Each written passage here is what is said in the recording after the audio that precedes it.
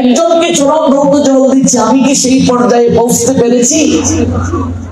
তাহলে আমি কি করে দেওয়ার সামর্থ্য অর্জন করলাম, কি করে দিলাম? 365 যদি শিষ্য হয়, তাহলে বছরে প্রত্যেক শিষ্যের বাড়িতে গুরুদেব একদিন থাকতে পারবে কি পারবে না? এটা তো নিয়ম, বছরে একবার গুরুদেবকে আনা। তাহলে 365 জন শিষ্য হলে একজন শিষ্যের বাসায় গুরুদেব বছরে একদিন থাকতে পারবেন। ভালো মন্দ খাবার দাবার হলো, দক্ষিণাটাও মোটা হলো, ঠ্যাং দেওয়ার জল ফ্রিও খাওয়ানো হলো। এই জন্য আজকাল অনেক গুরু গোসাইরা শিষ্য করার জন্য পাগল। আজকে এক মা গেছে, গিয়ে বলে, আপনি আপনার পাঠ শুনে, আমি কখনো পাঠে যাই না, আপনার পাঠ শুনে এত ভালো লেগেছে, আপনি আমায় দীক্ষা দিন। বলো, আমি নিজেই তো শিষ্য হতে পারি নাই, তোমায় কি করে দীক্ষা দেব? শিষ্য হতে গেলে যে যোগ্যতা প্রয়োজন, আমি তো এটাই অর্জন করতে পারি নাই। গুরু হওয়া তো আরো অনেক উপরের কথা। আর আমাদের কাছ থেকে দীক্ষা পেতে গেলে 1 কোটি টাকা দিলেও তোমায় দীক্ষা দেওয়া হবে না, যদি তুমি নিয়ম পালন করে আগে পরীক্ষার মাধ্যমে উত্তীর্ণ না হও। এত সহজ নয়। অনেক গুরু গোসাই পাঠকরা পাঠে আইসা দেখেন বড় লোক কারা, ওদেরকে যদি শিষ্য বানাতে পারি, নেত্রকোনা শহরে এসে আমি একটা স্থান পেলাম। বিষয় এমন নয়, এই স্বার্থ দেখে ভজন হয় না, প্রচার হয় না। এগুলো নিন্দা নয়, ভুল বুঝবেন না, আমি বাস্তববাদী আলোচক। এই জন্য শিক্ষিত সমাজ আমার পাঠের ভক্ত, যারা শিক্ষিত ওরা আমার পাঠের ভক্ত। বাস্তবকে বাস্তব রূপে ভাবুন। দীক্ষাটা বর্তমানে ব্যবসা বৃত্তি হয়ে গেছে, দীক্ষাটা একটা ব্যবসা বৃত্তি হয়ে গেছে। এখনকার গুরু গোসাই শিষ্য গ্রহণ করে তাদেরকে মানুষ করেন না, তাদেরকে আধ্যাত্মিক উন্নতির প্রতি নিয়ে যান না। অনেক শিষ্যরাও গুরুদেবের সঙ্গে আর সম্পর্ক রাখেন না, কানে একটা ফু দেওয়াই মনে করেন দীক্ষা, আর কোনো কার্য নাই। বিষয়টা তা নয়, বিষয়টা তা নয়। মনে রাখবে মায়েরা, আমার গুরুদেব বলেন, সন্তান ধারণের পূর্বে মা বাবা যেমন চিন্তা করে যে আমি যে 3টা সন্তান নেব, আমি তাদের মানুষ করতে পারবো কিনা, তাদের জন্য জমি আছে কিনা, বাসস্থান আছে কিনা, আমার সামর্থ্য আছে কিনা, এই চিন্তা করে মা বাবারা সন্তান নেন। আমার গুরুদেব বলেন, যথার্থ গুরু শিষ্য গ্রহণ করার পূর্বে তিনি চিন্তা করবেন, শিষ্য মানে সন্তান, মন্ত্রজাত সন্তান, আর বীর্যের মাধ্যমে যে সন্তান হয় তা বীর্যজাত সন্তান, আর মন্ত্রের মাধ্যমে শিষ্য শিষ্যা গ্রহণ মানে সন্তান গ্রহণ, মন্ত্রজাত সন্তান। বীর্যজাত সন্তানের সঙ্গে সম্পর্ক এই জগতেই শেষ হয়ে যায় মৃত্যুর সঙ্গে সঙ্গে।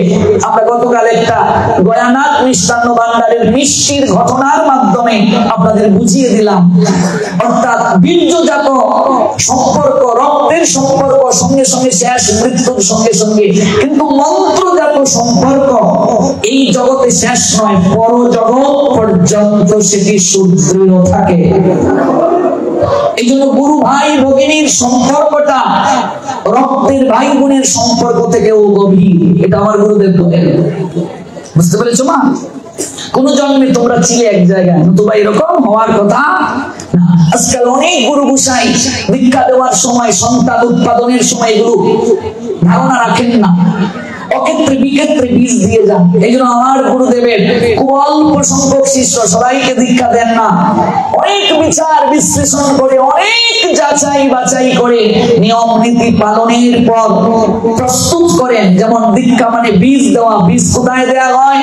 জমিতে। জমি যদি হাল চাষ করা না হয়, আগাছা পরিষ্কার না করা হয়, পরিচর্যা না করা হয়, জল সিঞ্চন না করা হয়, বীজ দিলে অঙ্কুরিত হবে? বাবা, এখানে একটা বীজ ফেলে দাও, বীজ অঙ্কুরিত হবে।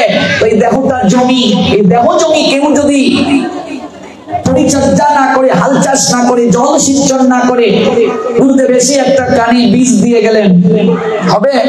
আজকাল অনেক গুরু গোসাই সমাজের মানুষকে ভয় দেখায়, কিরে তোর দীক্ষা হয় নাই, তোর হাতের জল মূত্র তুল্য, তোর দীক্ষা হয় নাই রে, তুই তো একেবারে অশুদ্ধ রয়ে গেলে রে, তুই তো কোনো কাজে অংশগ্রহণের সুযোগ পেলে না। এগুলো হচ্ছে ভয় দেখিয়ে দীক্ষা দেওয়ার প্রসেসিং। ভালো করে জেনে যাও, এগুলো ভয় দেখিয়ে দীক্ষা দেওয়ার প্রসেসিং। কৃষ্ণ কৃপায় গুরু মিলে, গুরু কৃপায় কৃষ্ণ মিলে। একজন প্রকৃত গুরু আপনি চিনতে পারবেন না, একজন প্রকৃত সাধুই প্রকৃত সাধুকে চিনতে পারে। এখানে যদি কোন পাড়ায় গাঁজাখোর আসে, সে দেখবে তার মতো গাঁজা কে খায়, অনুসন্ধান করবে কি করবে না? আর কোন পাড়ায় যদি কোন সাধু আসেন, তিনি প্রথম খোঁজ করবেন তার মতো সাধু কজন আছে এই পরিবারে বা এই পাড়ায়। না ভুল বলছি মা? একজন প্রকৃত সাধুই সাধুকে চিনতে পারেন, কিন্তু আমি চিনবো কি করে? এই জন্য কৃষ্ণ চরণে আর্তনাদ জানাও যে তুমি কৃপা করে তোমাকে জানার জন্য, তোমাকে বুঝার জন্য আমাকে একজন প্রতিনিধি পাঠিয়ে দাও। গুরুদেব মানে হচ্ছে স্পিরিচুয়াল মাস্টার, আধ্যাত্মিক শিক্ষক। গুরু আর কেউ নয়, গুরু একজন শিক্ষক যে হাতে কলমে আপনাকে শেখাবে, জানাবে, বুঝাবে। আমরা যেখান থেকে দীক্ষা নিয়েছি, আমার গুরুদেব রাধা কুণ্ডে কুটির আছে তার, গৌরীয় মঠ, তিনি সন্ন্যাসী ব্রহ্মচারী।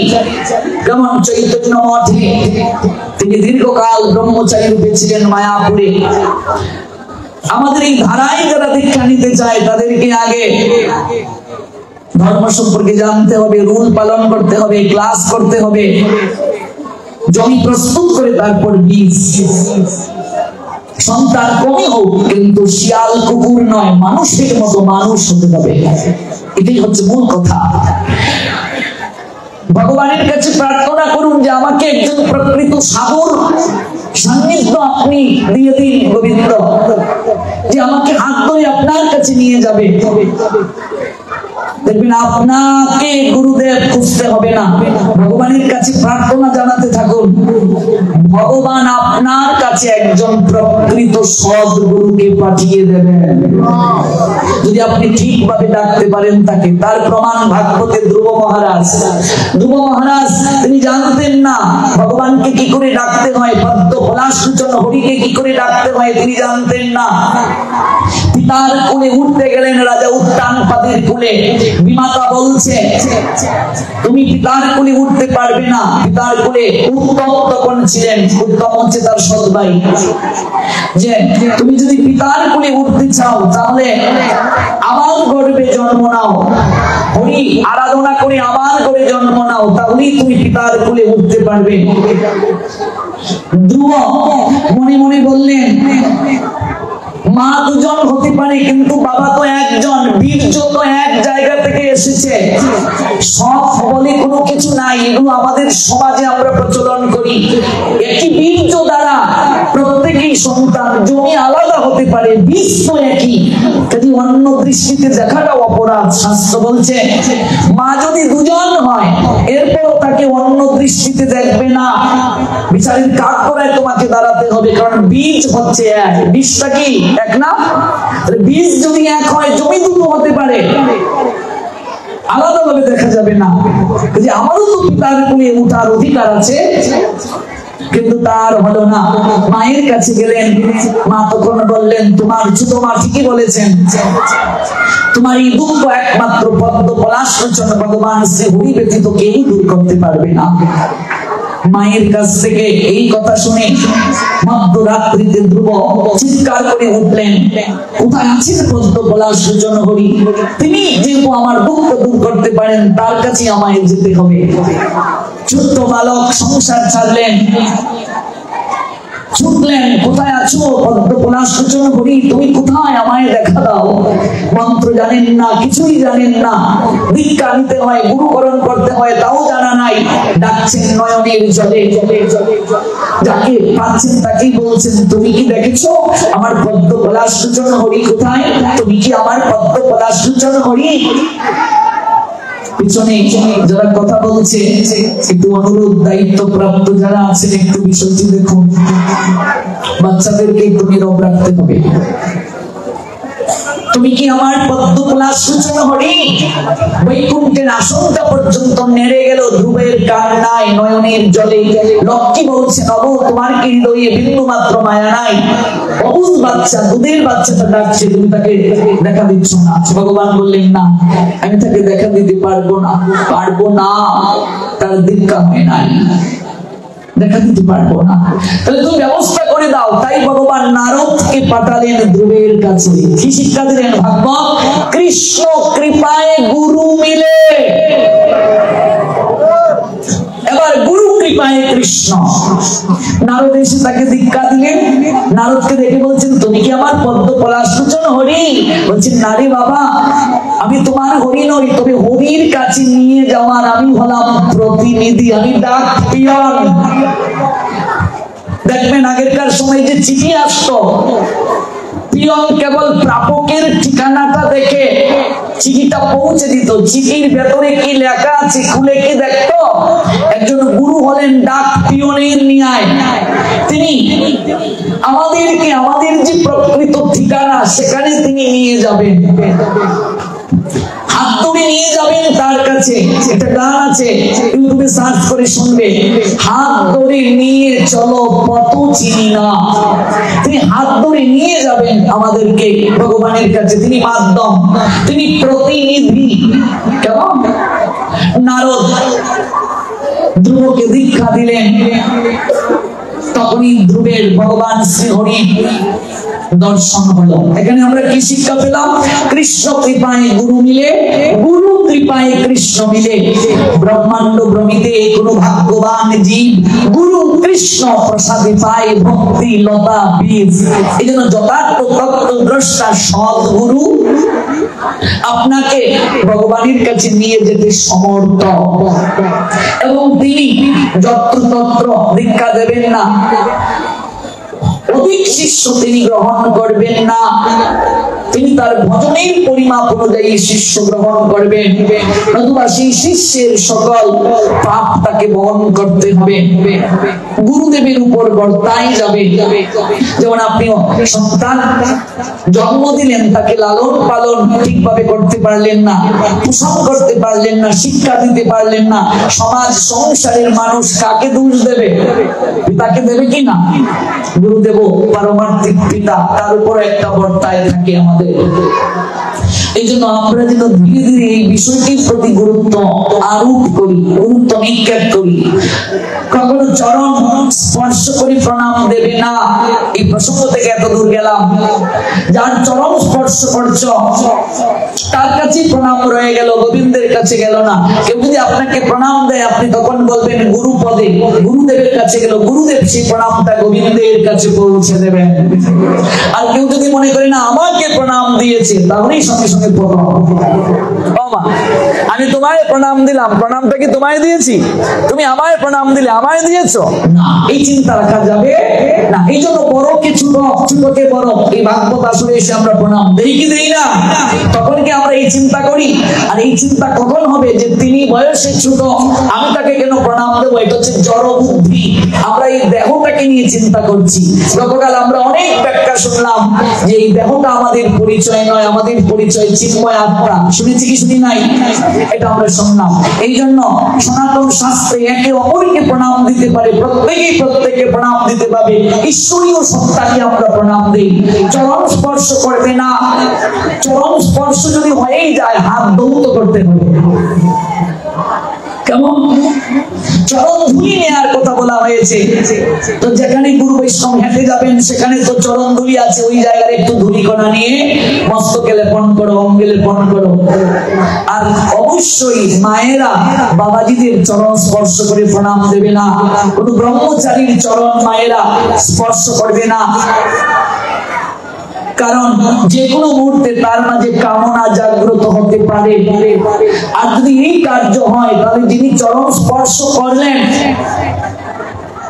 তিনি তাকে ওই কুচিন্তা করতে সহায়তা করলেন। সর্বপ্রথম অপরাধটা তার হবে, আর যিনি এই চিন্তা করলেন তারও অপরাধ হবে। উভয়েরই নিম্ন গতি প্রাপ্তি হবে। এই জন্য মায়েরা মায়েদেরকে প্রেমালিঙ্গন দেবে, বাবাজিরা বাবাজিদেরকে প্রেমালিঙ্গন দেবে। দূর থেকে বাবাজিরা মায়েদেরকে প্রণাম দেবে, মায়েরা বাবাজিদেরকে প্রণাম দেবে। মায়েরা মায়েদের গলায় মালা পরিয়ে দেবে, বাবাজিরা বাবাজিদের গলায় মালা পরিয়ে দেবে। মায়েরা কখনো বাবাজিদের গলায় মালা পরিয়ে দেবে না, এটা হচ্ছে মহাপ্রভুর সিদ্ধান্ত। আজকে এই সিদ্ধান্ত আমরা অনেকেই মানছি না। অনেক মহিলা কীর্তনিয়ারা আসরে বসা বাবাজিদেরকে আলিঙ্গন করেন, এটা দুর্ভাগ্য। আমি বাস্তব নিয়ে কথা বলি। অষ্টসখী, নবসখী ইত্যাদি অনেক কীর্তনিয়া দল যখন আসরে উঠে, আমাদের বয়সী ইয়াং ছেলেরা গিয়ে আসরে বসে কুলাকুলি করার জন্য। এগুলো কি হৃদয়ে প্রেম থেকে যায় না কুচিন্তায় যায়? মিলিয়ে দেখবে, সমাজে সহজ নয়। বৈষ্ণবতাকে আমরা কলঙ্কিত করছি। মহাপ্রভুর বৈষ্ণবীয় ধারাটা এমন নয়, মহাপ্রভুর ভক্তির ধারাটা এমন নয়। মহাপ্রভু যে সিদ্ধান্ত আমাদেরকে দিলেন, এই সিদ্ধান্তের সঙ্গে আমরা অনেক বৈসাদৃশ্যের দিকে নিয়ে যাচ্ছি। কাজেই এই দিকটা আমাদের বিবেচনা করা আবশ্যক। কোথা থেকে আমরা এত দূর গেলাম? আমরা বলছিলাম এই সংসারে অনেক পুরুষ নারীর দ্বারা নির্যাতিত হচ্ছে। এটা প্রসঙ্গটা কেন এলো? মহাদেব কণ্ঠের মাঝে বিষ রেখে নীলকণ্ঠ হলেন। বলেছিলাম পুরুষকে এই সংসার নীলকণ্ঠের সঙ্গে তুলনা করেছেন। এই প্রসঙ্গ থেকে এত দূর গেল। এই প্রসঙ্গটা কোথা থেকে এলো? একাদশী মানে ভগবান শ্রী বিষ্ণুর এক অনিন্দময়ী করুণাময়ী নারী রূপ। ওই নারী রূপ আসার পর থেকে আমরা ধীরে ধীরে এতদূর গেলাম। এবার চলুন আমরা মূল প্রসঙ্গে আবার ফিরে আসি। মহাদেব কণ্ঠের মাঝে বিষ রেখে নীলকণ্ঠ হলেন। পুরুষকে নীলকণ্ঠের সঙ্গে তুলনা করা হয়েছে। সমুদ্র মন্থনের সময়ে যেমন দেবতারা বিষ রাখলেন কণ্ঠে, বিষ রাখেননি, অমৃত গ্রহণ করলেন। দেবতারা কেউ বিষ রাখেননি। বিষের ভাগটা কে নেবে? কেউ রাজি হলেন না, বিষ কণ্ঠে রাখলেন না তারা। তখনই মহাদেব জগতের কল্যাণের জন্য তিনি বিষটাকে গ্রহণ করলেন। একটা পুরুষ যেদিন সংসারে যায়, একটু মিলিয়ে দেখবে, মায়েদেরকে বলছি, চুপ বন্ধ করে একটা মিনিট ভাববে, আমরা অনেক নারী পুরুষের এই হার্ড ওয়ার্কিংটাকে অনুভব করি না। তাদের যে একটু ছুটাছুটি, দেখুন একটা পুরুষ দিন থেকে রাত পরিশ্রম করে, কেন জানেন? একটু অর্থের জন্য। কারণ এই অর্থটা দিয়ে তার পরিবারের মুখে সে হাসি ফোটাবে। নারীর ক্ষেত্রেও তদ্রুপ। নারীও যে করে না তা নয়, এখন অনেক নারীরাও স্বাবলম্বী। একটা পুরুষ যেদিন বাবা হয়, সেদিন থেকে তার সকল চাহিদা জলাঞ্জলি দিয়ে দেয় সন্তানের জন্য।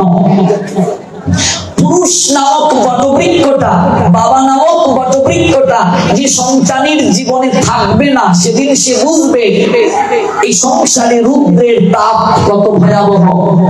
আজকাল অনেক আমাদের বয়সী ছেলেরা, যারা আমরা বাপের হোটেলে খাই আর বাবার পকেট থেকে একটু টাকা চুরি করে মোবাইলে এমবি ভরি আর তাফাদিং করে চলি, তারা সেদিন বুঝবো সংসারের ঘানিটা টানতে কত কষ্ট হয়। তাই সময় থাকতে একটু বাবাকে সম্মান করুন। বাবা দিবসে, মা দিবসে একটা মোবাইলে ছবি আপলোড করলে বড্ড ভালোবাসি বাবা, বড্ড ভালোবাসি মা। অনেক সন্তান মা বাবার সঙ্গে কোনো ছবি নাই, অথচ বাবা মা দিবসে জোর করে মাকে জড়িয়ে ধরে একটা ছবি তুলে বন্ধু বান্ধবরা ফেসবুকে দিচ্ছে, আমিও দেই, নতুবা সম্মান থাকবে না। বাবাকে যাওয়ার সময় একটা প্রণাম দেয় না, আর বাবা দিবসে ও বাবা বড্ড ভালোবাসি তোমায়। এই ফেক খুশি করা থেকে আমার বয়সী সন্তানদেরকে বলছি, বের হয়ে আসো। বাবাকে কোথায় স্থান দিয়েছে শাস্ত্র? পিতা স্বর্গ, পিতা ধর্ম, পিতা হি পরমং তপ, পিতরে প্রতিমা পণ্যে প্রিয়ন্তে সর্বদেবতা। পিতা স্বর্গ সম, স্বর্গের সমান। পিতা পরম ধর্ম, পরম মানে শ্রেষ্ঠ, যার উপরে আর কোনো ধর্ম নাই। রঘুপতি রামচন্দ্র পিতৃবাক্যকে পালনের জন্য, ধর্ম রক্ষার জন্য 14 বছরের বনবাসকে বেছে নিলেন।